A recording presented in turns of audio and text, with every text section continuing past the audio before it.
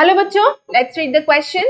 The question says state two reasons to say that caste alone cannot determine elections result in India.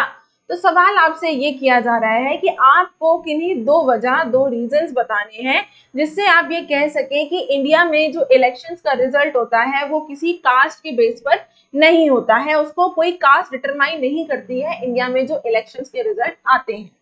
तो answer is The caste alone cannot determine election results in India because of the following reasons. तो वो ये कह रहा है कि cast अकेला एक ऐसा फैक्टर नहीं है जो कि इलेक्शंस, इंडिया में जो इलेक्शंस के रिजल्ट है उनको डिटरमाइन कर सके, और उसकी वजह नीचे दी गई हुई है. Point number 1 is no parliamentary और legislative constituency in the country. कि कोई भी पार्लियामेंट्री नहीं, ना ही कोई ऐसी लेजिस्लेटिव कॉन्स्टिट्यूएंसी है, चाहे वो एमएलए हो चाहे वो एमपीज हो, has a clear majority of one single caste. कि उनमें जो मेजोरिटी है, चाहे वो एमपीज की हो चाहे वो एमएलएस की हो, किसी पर्टिकुलर एक सिंगल कास्ट की नहीं होती है. इसीलिए so every candidate and party, तो इसीलिए हर कैंडिडेट को एज वेल एज हर पॉलिटिकल पार्टी को is required to win the confidence of more than one caste and community to win elections. तो इसीलिए हर पॉलिटिकल पार्टी को या कैंडिडेट को ये जरूरी है कि वो एक से ज्यादा कास्ट के लोगों को, एक से ज्यादा कम्युनिटी के लोगों का भरोसा जीते, तभी वो इलेक्शंस जीत सकते हैं. Point number 2 is no party gets the vote of all the voters of a caste और कम्युनिटी. वो ये कह रहा है, पॉइंट नंबर 2 कह रहा है कि कोई भी पॉलिटिकल पार्टी को जो वोट मिल रहा है वो ऐसे वोटर्स नहीं है जो किसी एक कास्ट को बिलोंग करते हैं या किसी एक कम्युनिटी को फुल्ली पूरी तरीके से बिलोंग करते हैं.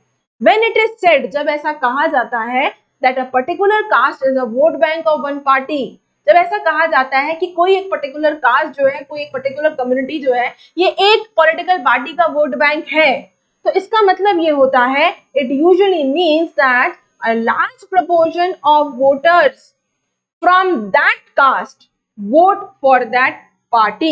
तो इसका मतलब ये होता है कि एक बड़े पैमाने में, बड़ी मात्रा में वो वोटर्स जो हैं, इस पर्टिकुलर कास्ट के वोटर्स जो हैं, वो उस पॉलिटिकल पार्टी को वोट देते हैं. वो ये कह रहा है कि कोई भी पार्टी जो है उनको पूरे तरीके से किसी एक पर्टिकुलर कास्ट के लोगों का वोट नहीं मिलता है. और जब ऐसा कहा जाता है कि एक कोई कास्ट ये वोट बैंक है किसी पर्टिकुलर पार्टी के लिए, तो इसका मतलब ये हुआ कि वो पर्टिकुलर कास्ट के लोग उसी पर्टिकुलर पॉलिटिकल पार्टी को वोट करते हैं.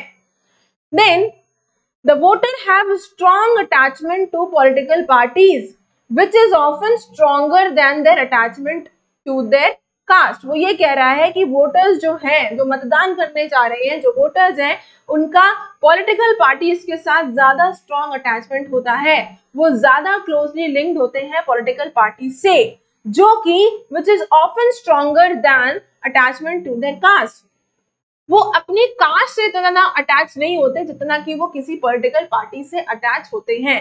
तो तीसरा पॉइंट ये कह रहा है कि जो वोटर्स हैं वो, उनका स्ट्रॉन्ग अटैचमेंट होता है पॉलिटिकल पार्टीज के साथ, ना कि वो अपना स्ट्रॉन्ग अटैचमेंट अपनी कास्ट के साथ कम रखते हैं.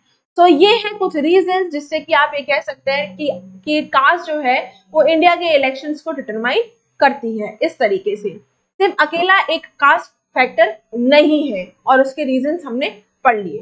So I hope you understood the question as well as the answer. Best of luck.